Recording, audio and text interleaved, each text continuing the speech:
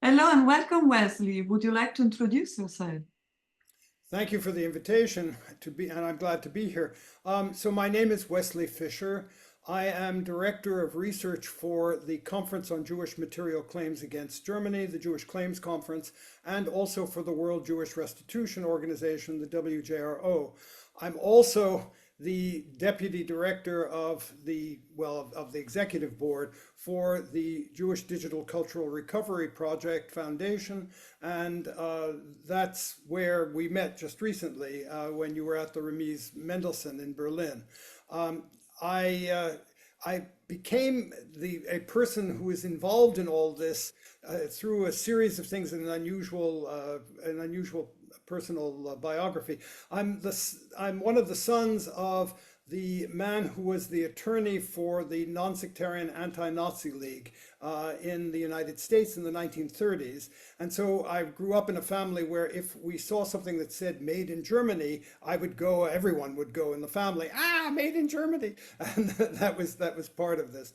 But I then became a professor in Soviet studies, and I became, as a result of that, the administrator for US relations with the Soviet Union in humanities and social sciences and between universities. During the Cold War, there was a fake centralization in the United States of these various organizations and universities so as to deal with the centralization of the United States.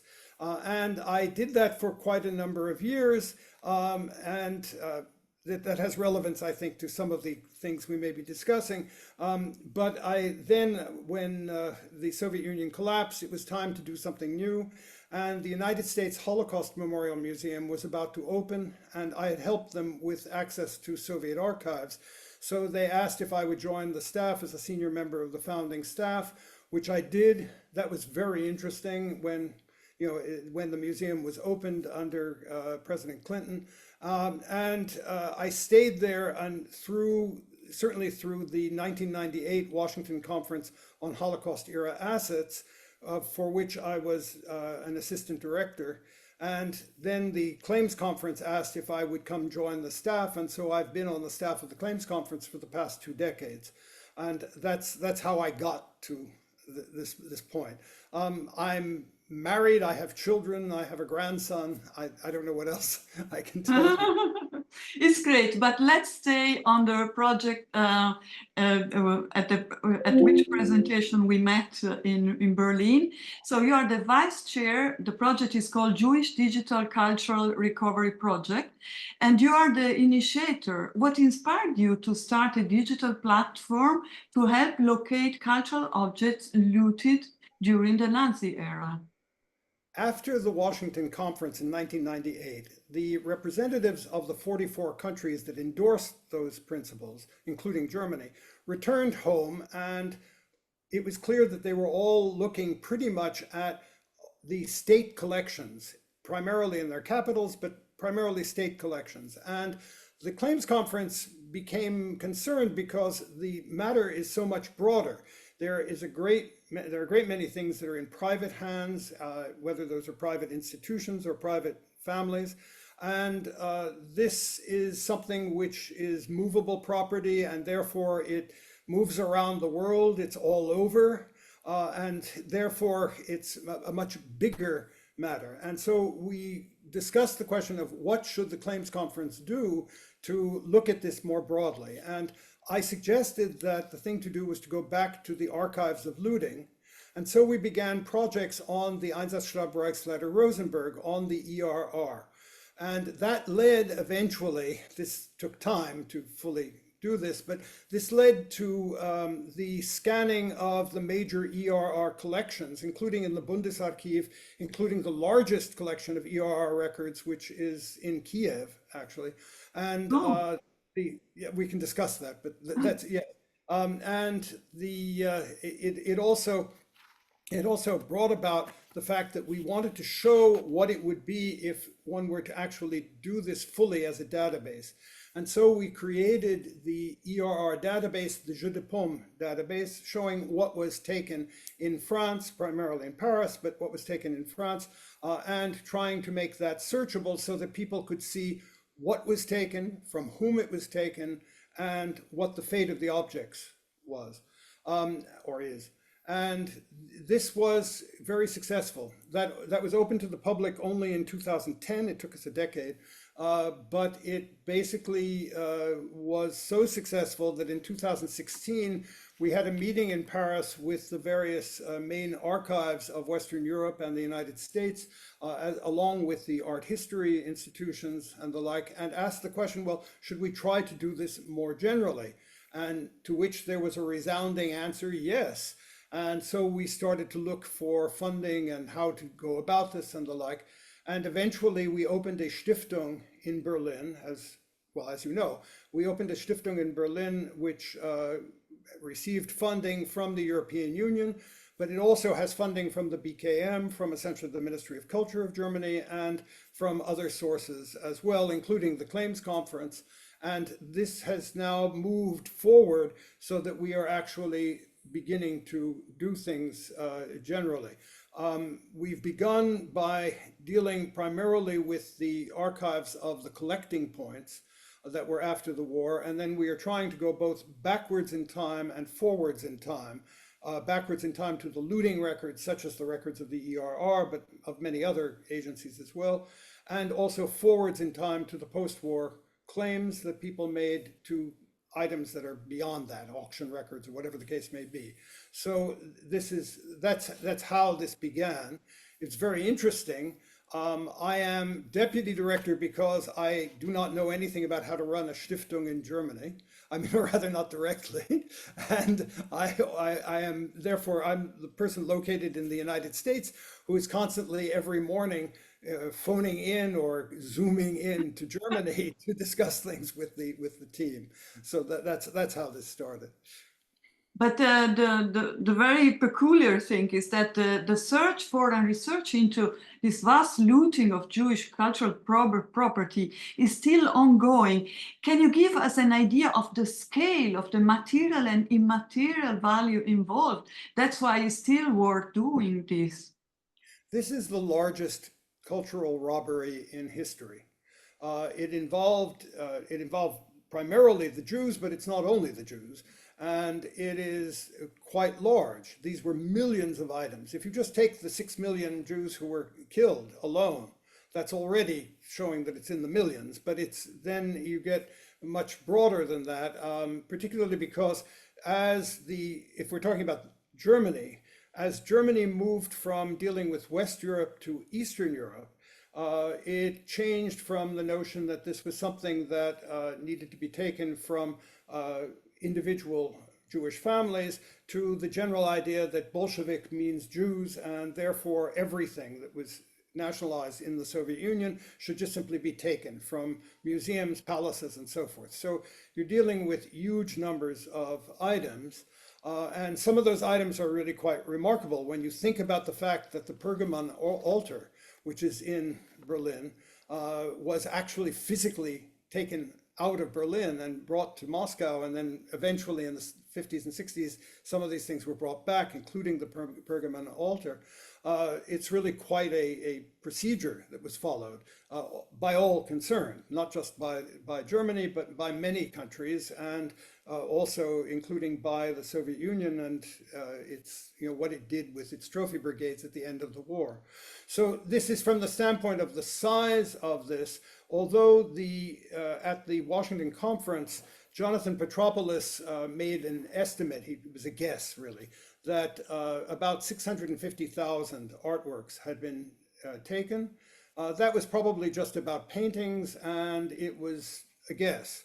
The actual number of items, if you start including things like library books, Judaica, silver, gold, all sorts of other items, musical instruments and the like, what you find is that this starts becoming clearly in the millions, and indeed the monuments men after the war in Germany alone returned millions of items to individual people. So in terms of the numbers, it's very big. In terms of the value, the financial value, it's very hard to make that estimate. Among other things, there is a problem because the journalists who deal with this love to look at the very expensive paintings, and that's the big deal, the very expensive paintings. The Jewish organizations are generally horrified by this because they see it as part of a general stereotype about Jews and money, and they don't like it because it's in fact not really correct.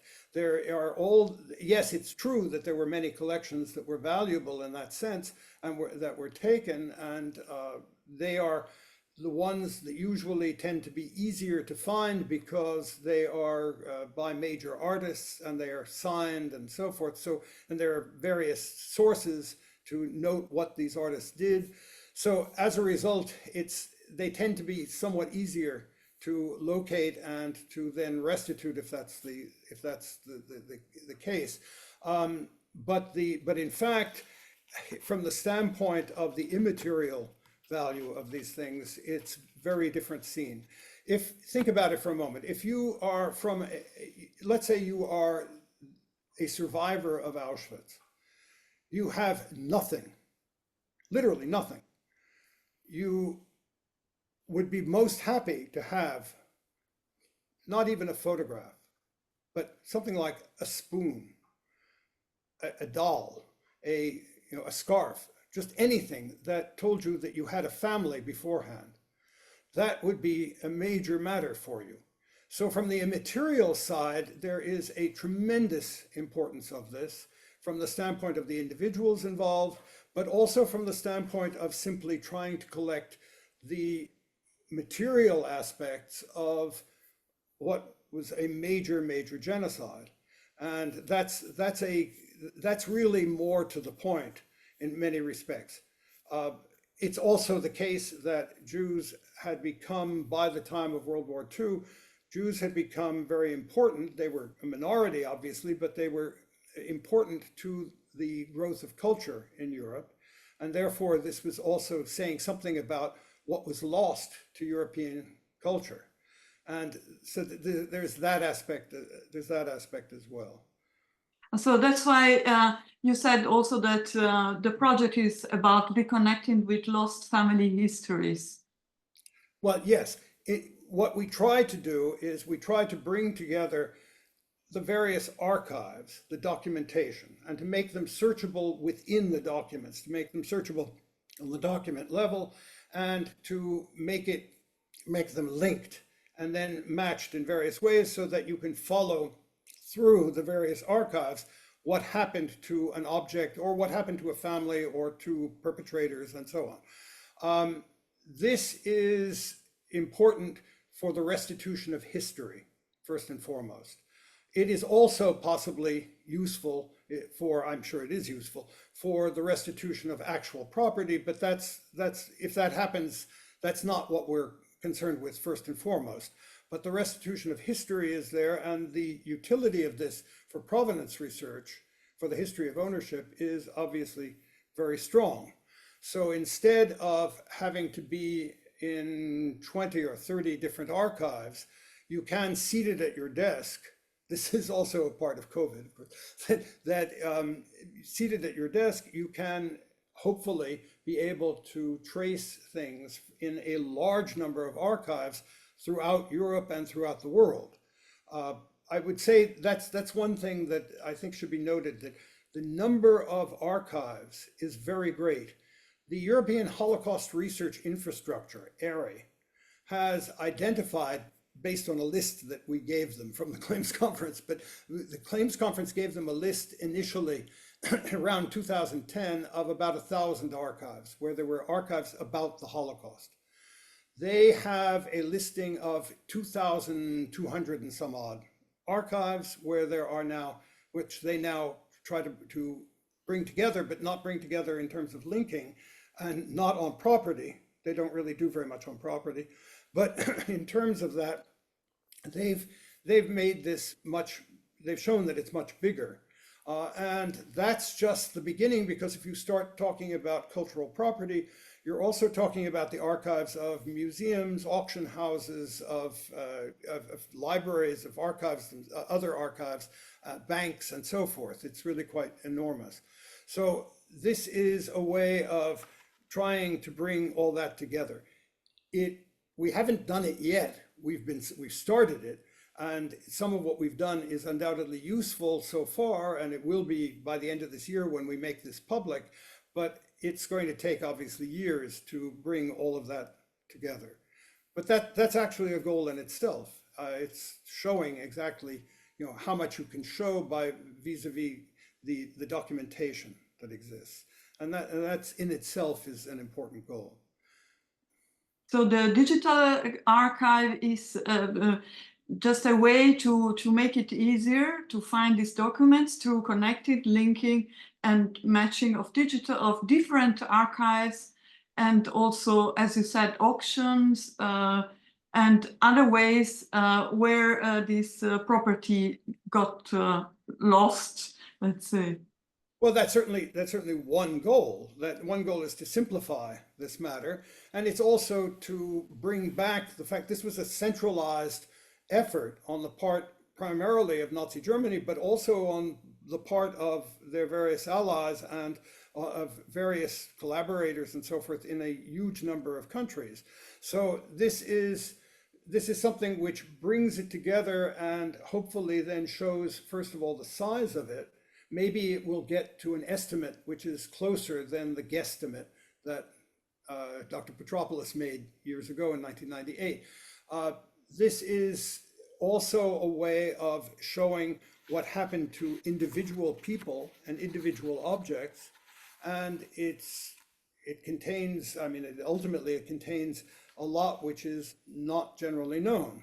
So as in my position as Director of Research for the World Jewish Restitution Organization and the Claims Conference, I deal with the question of many of these other countries. So for example, the archives of this for Croatia have now been opened. And it is possible to show what the Croatians took, what the Ustaše took. And they did that without involvement of the Germans. You take a look at Hungary, that also, it was the Horthy government that primarily took artworks. It was not until, the Germans eventually occupied Hungary, but it's not that brought this about. It happened before that. And this is true of many of the other countries, let alone the things that were taken that had been stolen by the Germans and by others that were then taken to Moscow, that were then taken to the Soviet Union and the like. So this is a big deal. We're talking about everything from Norway to Italy, Italy, by the way, which started this before the war.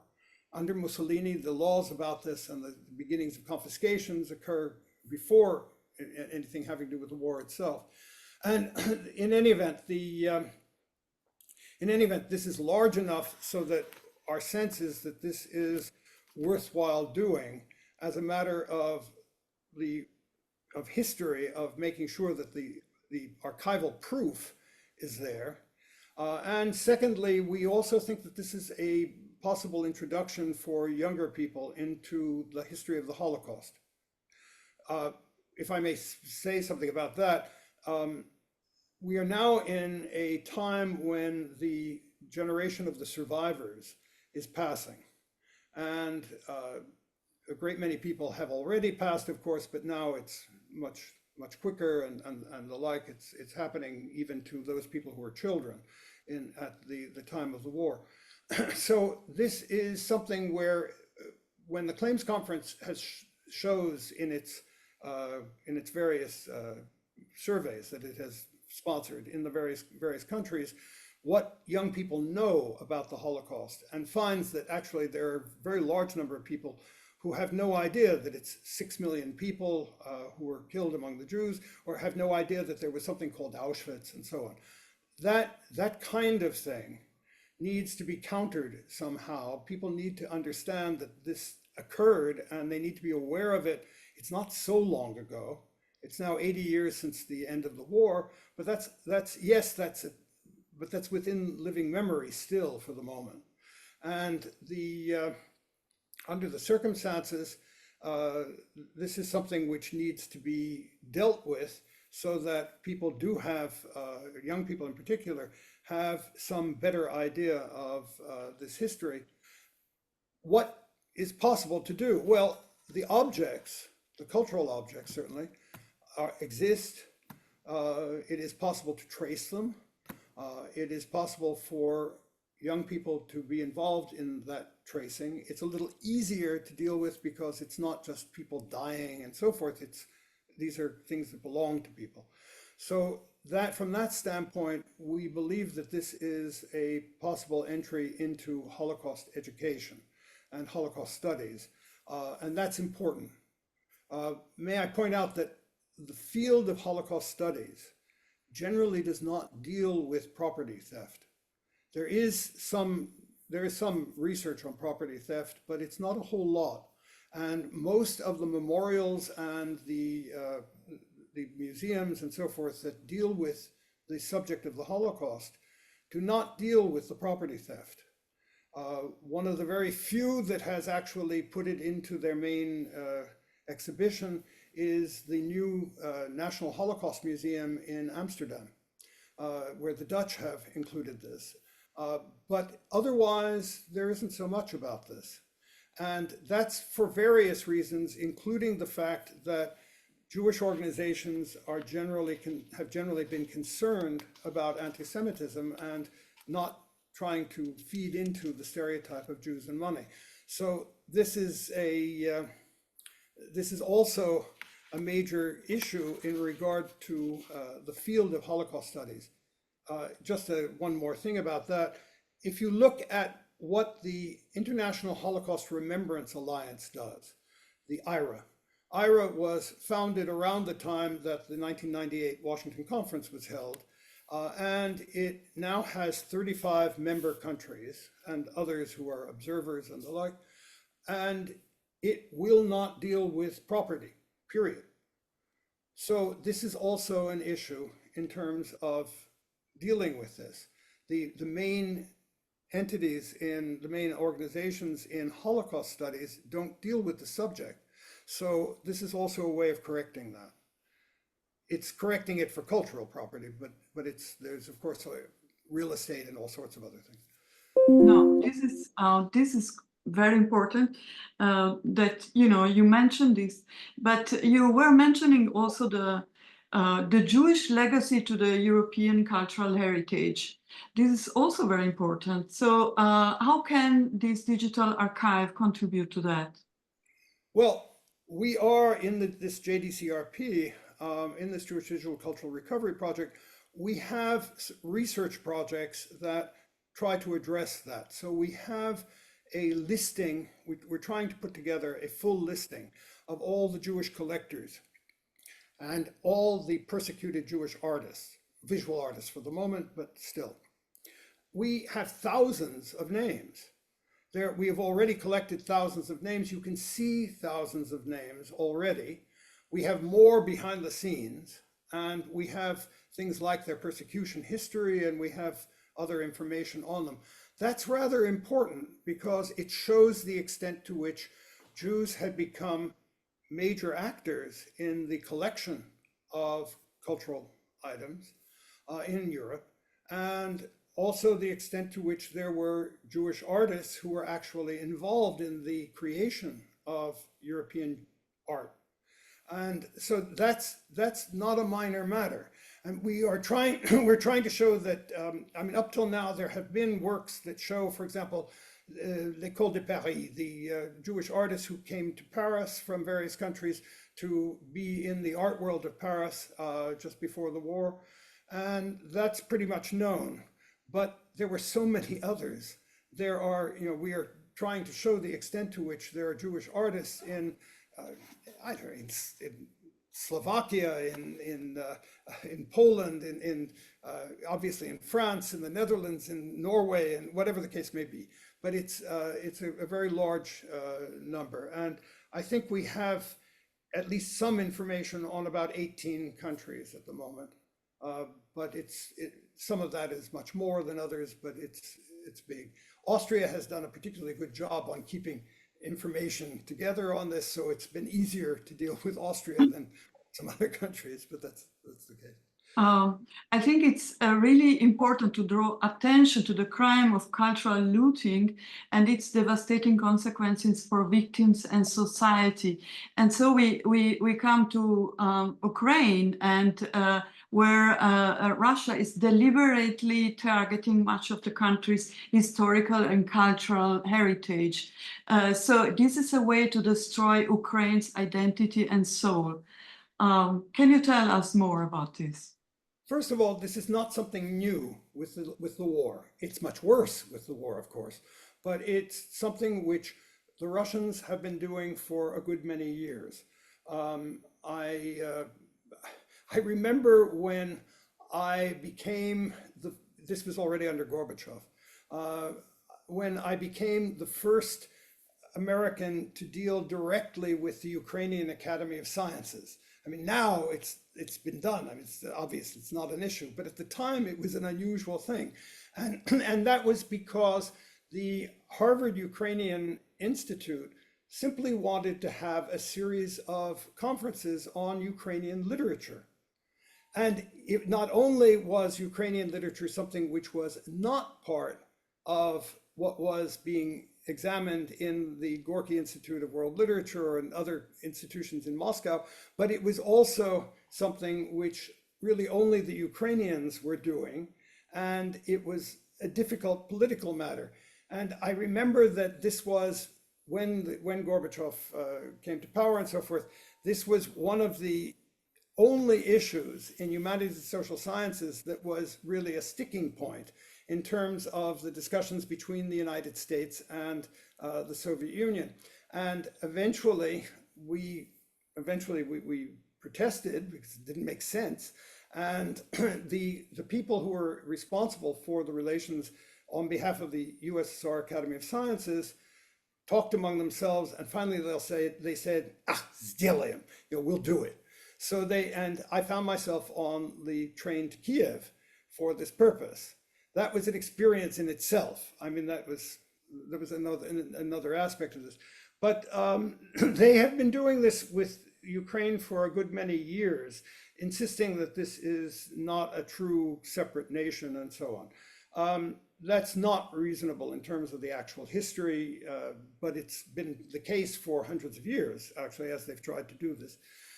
I would say that one of the odd things in all of this that I've dealt with had to do with the following. When the Soviet trophy brigades brought many items back to Moscow, they brought many of the paintings from Aachen, Germany, as well as many things that were taken from Jews in a variety of places in Europe back to Moscow. And then it was considered desirable that some of these paintings go to the various sanatoria, the various resort hotels that were there for the communist elite in Crimea. And so they were brought into the sanatoria at the time. I found, however, that when I tried to investigate the question, was there a museum somewhere in the former Soviet Union that was willing to talk about what objects were brought by the Soviet trophy brigades, the only one that was willing to do so was indeed the Simferopol Art Museum in Crimea. And so there was a relationship, actually, wait a minute, let me get a copy of this. So there was a project that we sponsored that was to look at this question. And a certain amount of, and this was in 2015. This was something which was already to go to to be printed in Kiev, and I was sure once there was invasion of Ukraine that was the end of this, that there would not be anything more about this project, but it turned out that in this case it's the invasion of Crimea as such, but nonetheless it turned out that they had sent this to the typographers, to the printers in Kiev just before the war began, just before the invasion occurred, and so it actually was printed it exists in a number of copies. It's not something you will find generally, because this was then the subject of a great many different attempts against it by the Russians. They fired the director of the Simferopol Art Museum. They stopped the printing further of this, and it was no longer made available.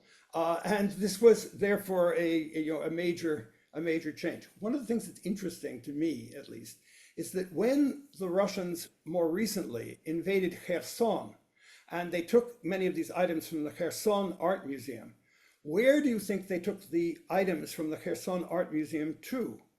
They took them to the Simferopol Art Museum. In other words, the Simferopol Art Museum has been used as a kind of collecting point. I don't know what they did with those things that were from Aachen and so forth, whether they took them to Russia proper or not, but clearly they were using the Simferopol Art Museum as a place to collect these items. It's an irony of the history. And they certainly had learned a lot from the thefts by the Nazis and from their own takings with the Soviet trophy brigades after the war. Oh, incredible. But let's go back to the 7th October. We know that after the brutal attack then on October the 7th, Hamas has received a lot of solidarity, and anti-Semitism is on the rise around the world. So I wonder, let's leave aside geopolitics and this, but how can people protest against oppression in Iran with a slogan, "Women, Life, Freedom," one day, and show solidarity with Hamas the next? Are people so unaware of the contradiction? Well, some of the answer to the question does lie in propaganda that has been done by Iran and propaganda that has been done by Hamas and so forth in this regard. However, some of it lies in the fact that there is usually sympathy for the underdog. There's sympathy for the group that is being oppressed. The interesting thing in the case of Hamas is that they started the matter by this attack on over 1,000 people, killing of over 1,000 people and taking of hostages and so on. And that gets forgotten a bit in the course of the discussions of all of this.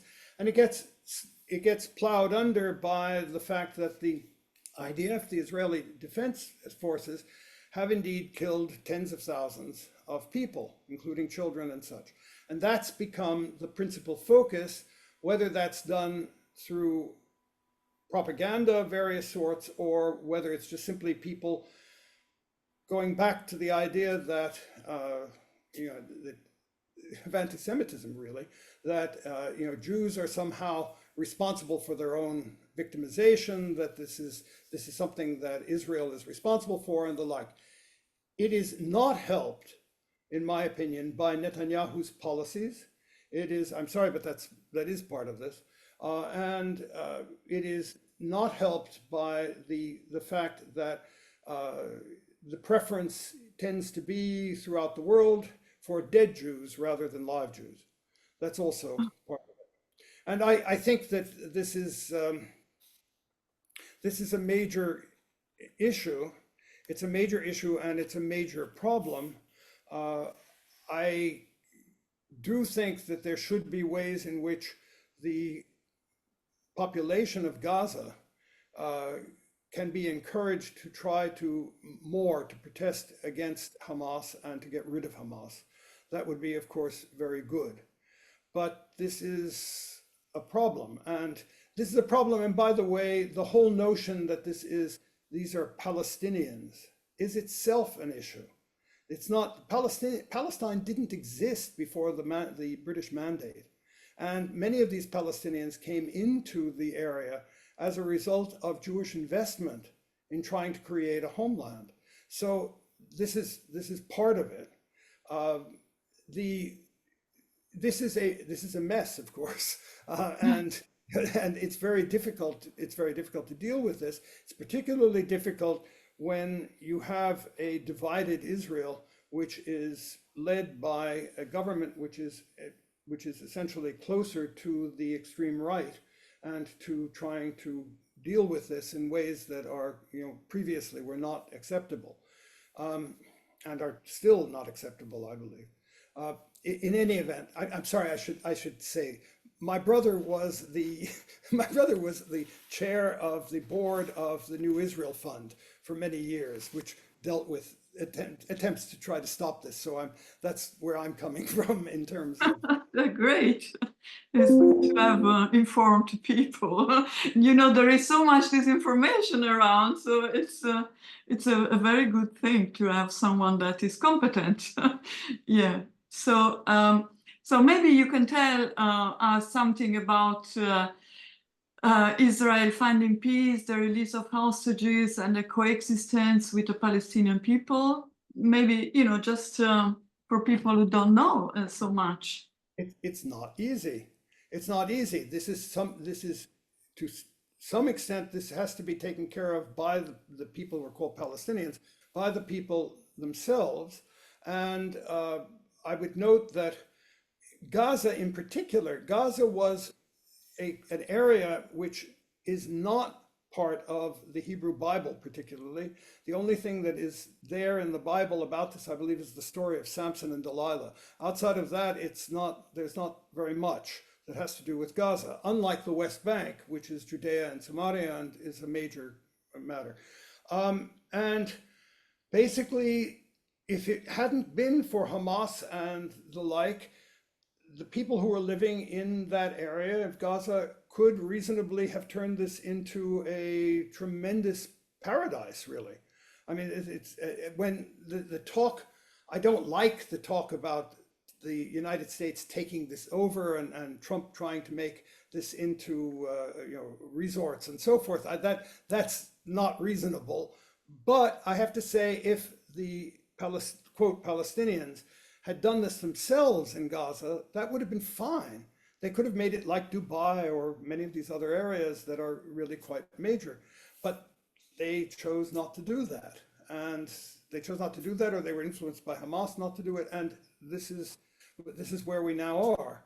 I remember, I am old enough to remember Arafat, the times of Arafat, and the West was giving very much money to Arafat and this liberation organization in order to build up something for sanitation, for culture, for education, and everything. But it turned out that he was taking most of the money for himself. Well, corruption is not unknown in various countries, including in that part of the world. So yes, that's correct. And corruption in terms of Gaza, I mean, Hamas was also obviously taking monies. Hamas doesn't care about the population at all. I mean, it doesn't seem to be the case. So they obviously have taken monies for weapons and for all sorts of things, and they're living very well, the leaders of Hamas, if they're living in Gaza in the first place. But this is understandable, but not understandable. The difference this time is that many people in the world think that the reaction of the Israeli army is overdone, that it's too much. And that may be true, but this is also connected to problems that Netanyahu has staying in power and all sorts of other issues.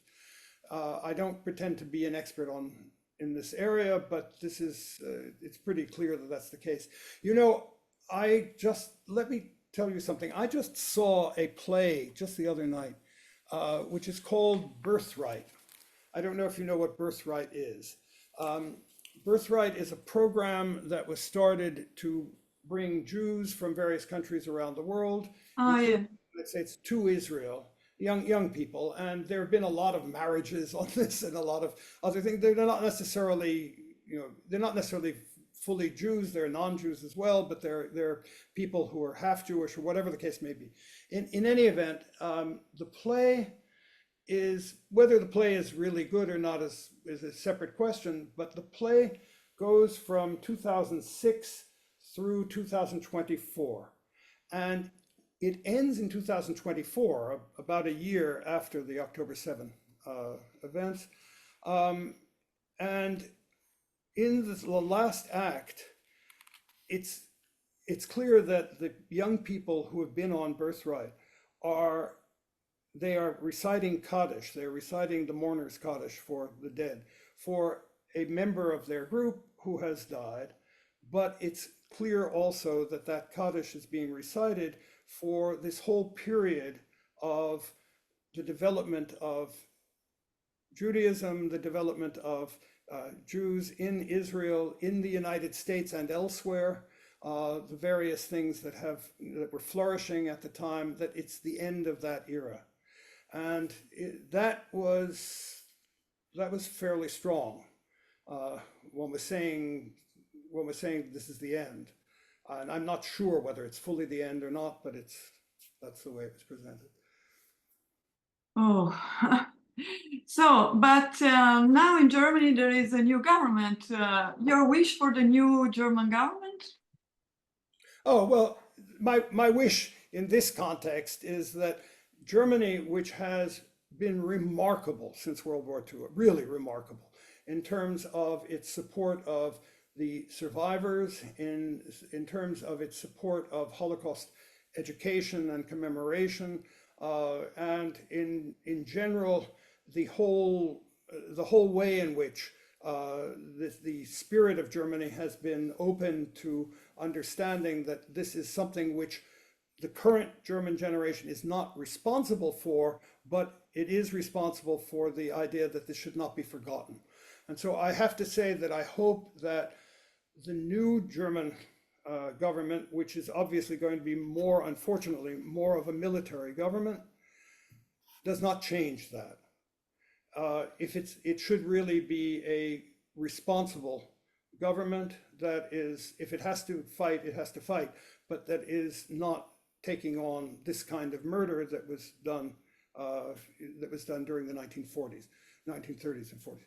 And that's what I would wish for Germany, that this would be continued. So thank you for all these insights until now. 3 more questions and we are done. What are your plans for the future? I'm old. Eventually I'll... Not that old. Well, you'd be surprised. In any event, I hope that during the coming period that I can see this Jewish Digital Cultural Recovery project, really flourish and become larger and so forth. I don't know for how many years that I will be involved with that, but still, that's one thing that I would like to see. And basically beyond that, I will pass from this earth happy, I suppose. So they say you're alive as long as you live. So yes, well, yes, that's right. And do you have a message for our users? Well, I think that this is all an interesting issue, a set of issues that people should be conscious of and should indeed pay attention to, because this is something which then plays out in history in ways that have not been expected. So who expected that anti-Semitism would return, or that all of this would occur in regard to Israel and so forth? And this is a major change and a major set of issues. And I think that your viewers should just simply remain aware and hopefully knowledgeable about this whole area of concern, because it does involve, it's not really about the Jews. It never was. It's really about everybody else. And that's the issue and the problem. If you had one wish, what would it be? Well, that's hard to answer. I think it would be that my grandson grows up in a world in which we don't have to discuss this kind of matter, and it's become sort of clear that this is no longer part of human condition. Whether that's possible, I don't know. I join you in this wish. Thank you very much for your time and all your work. Thank you very much.